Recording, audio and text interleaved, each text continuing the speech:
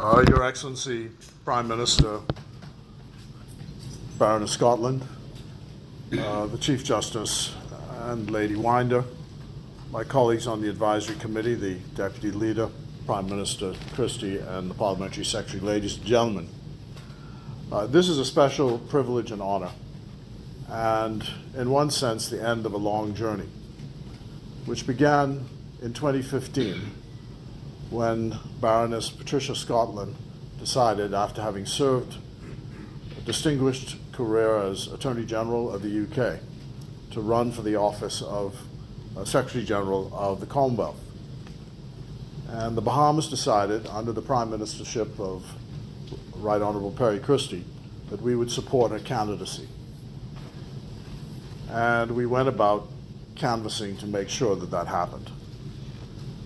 We overcame in 2015, and what should have been a routine re-election by acclamation became a contest, and we overcame in that contest.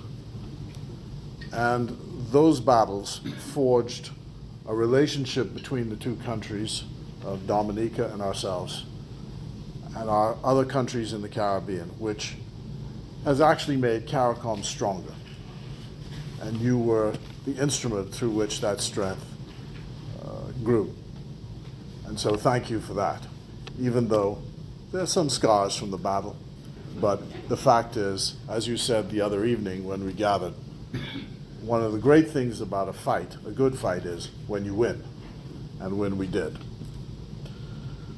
The regime of this act of 2016, which creates the national honors, provides for the Order of Excellence, and it is the only award for which people who are not Bahamian citizens can aspire and receive. And one of the rules is that it is supposed to go to distinguished persons from overseas. By any measure, that's you, Baroness Scotland.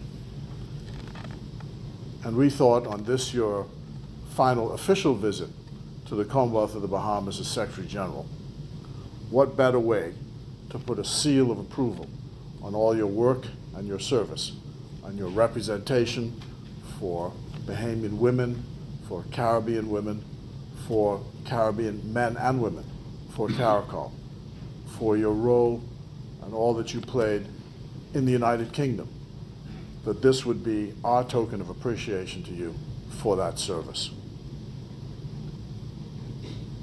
I was reading the memoirs of Clive Myrie, who is a British broadcaster of the BBC.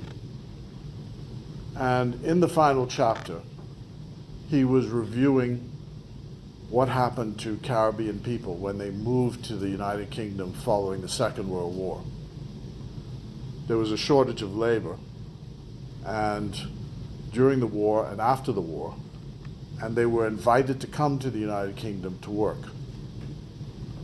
You've heard about the Windrush generation, named after a ship that many of them came to the United Kingdom on.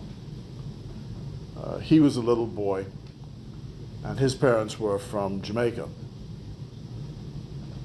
Baroness Scotland's parents were from Dominica, and they moved to the United Kingdom when she was a little girl.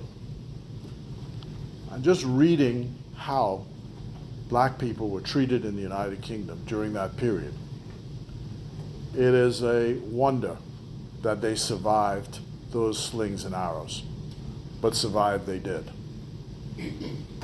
They pulled themselves up by their bootstraps and their natural ability, despite the prejudice which they found in the society to which they had been invited. One of the things I remember about Myrie's piece is, he said that the whole time that his father was raising his family in Bolton, which is an industrial town in the north of England, his father was homesick and always wanted to go back home. So you can imagine that you're in a society that invites you there, is hostile to you there, and you want to go back home, but you know that for your family, you have to remain in the UK and do the best that you could. And that's what her family did for her. and you see the list of the successes, superior by any measure. You've done well.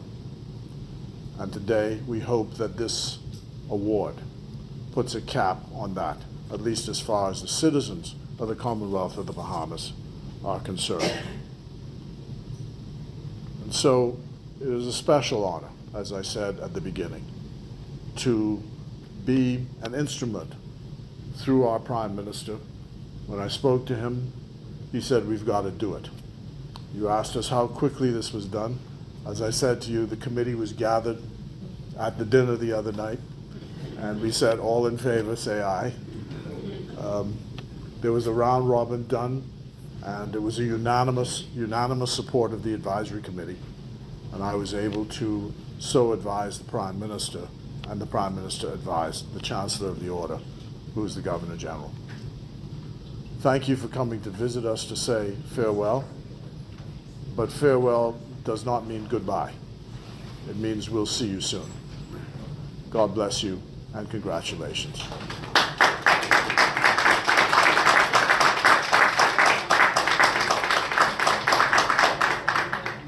It is my privilege now to invite you to stand and welcome the Prime Minister to the podium.